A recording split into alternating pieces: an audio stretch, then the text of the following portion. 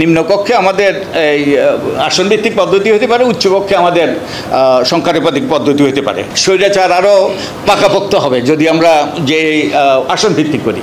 আমরা যদি আমাদের যে আসনভিত্তিক পদ্ধতিতে যাই তাহলে যেই জিনিসটা আমাদের মনে রাখা দরকার, অস্থিতিশীলতার সৃষ্টি হতে পারে শাসন প্রক্রিয়ায়।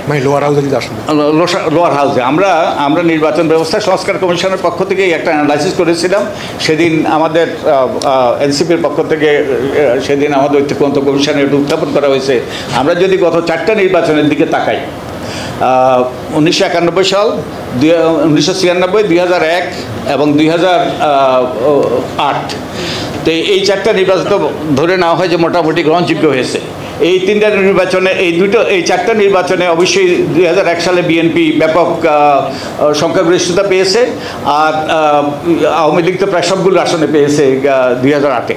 কিন্তু পিআর পদ্ধতি যদি থাকতো তাহলে কেউ কিন্তু এই যে সংখ্যাগরিষ্ঠতা পেত না। তো এইটা হ্যাঁ, আমাদের ওটার কতগুলো ইতিবাচক দিক আছে, কিন্তু শাসন কার্যটা স্থিতিশীলভাবে করা যেত কিনা, অস্থিতিশীল পরিস্থিতি সৃষ্টি হইতো কিনা। তো আমাদের ওই যে সবগুলো পিআরের ব্যাপারে আমাদের এই কথাটা মনে রাখা দরকার। ওখানে স্থিতিশীলতার প্রশ্ন আছে। সরকারের এই যে চলমান একটা সরকার অন্তত কিছু সময় পর্যন্ত পুরো টার্ম না হলেও চলমান থাকাটা গুরুত্বপূর্ণ। আর তবে সংখ্যানুপাতিক পদ্ধতির অনেকগুলো সীমাবদ্ধতা আছে।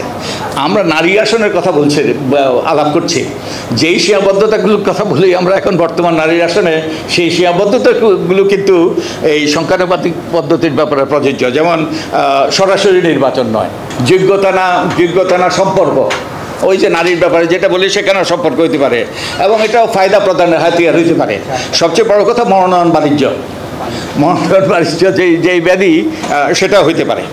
তো এখন যেটা আমরা এইসব দুটোই যেটা আমি বলার চেষ্টা করছি, দুটি মিক্স বেসিক, কোনোটাই কিন্তু উত্তম নয়, ত্রুটি মুক্ত নয়, দুটোতেই ত্রুটি আছে। তাই আমরা মনে করি যে নিম্নকক্ষে আমাদের এই আসনভিত্তিক পদ্ধতি হতে পারে, উচ্চকক্ষে আমাদের সংখ্যানুপাতিক পদ্ধতি হতে পারে। তো এখন এবারে দুটো প্রস্তাব আছে, মূলত দুটো প্রস্তাব। এখন একটা হলো যে আসনভিত্তিক, যে নিম্নকক্ষে যে আসন সংখ্যা আছে তার ভিত্তিতে, যেটা আমাদের একটা বড় দল বিএনপির পক্ষ থেকে এটা প্রস্তাব করা হয়েছে। আরেকটা হলো যে ভোটের হারের ভিত্তিতে, দলের ভোটের হারের ভিত্তিতে। তো এখন যদি আসন সংখ্যার ভিত্তিতে হয় তাহলে এটা পুরোপুরি পণ্ডশ্রম। এটা ওই যে উচ্চকক্ষটা হবে নিম্নকক্ষেরই রেপ্লিকা, পুরোপুরি রেপ্লিকা, এবং দলের আধিপত্য আরও নিরঙ্কুশ হবে। ওই যে আমাদের স্বৈরাচার সৃষ্টি হয়েছে, এইভাবে যদি হয় স্বৈরাচার আরও পাকাপোক্ত হবে যদি আমরা যে আসন ভিত্তিক করি। তো আমরা যেটা এই যে যে দলের ভোটের ভিত্তিতে, দলের ভোটের হারের ভিত্তিতে করাটাই উত্তম হবে। তো আমরা আশা করি আমাদের রাজনৈতিক দলগুলো একমত হবে, এবং আমরা একটা ওই যে মিশ্র নিম্নকক্ষে আসনভিত্তিক, উচ্চকক্ষে সংখ্যানুপাতিক।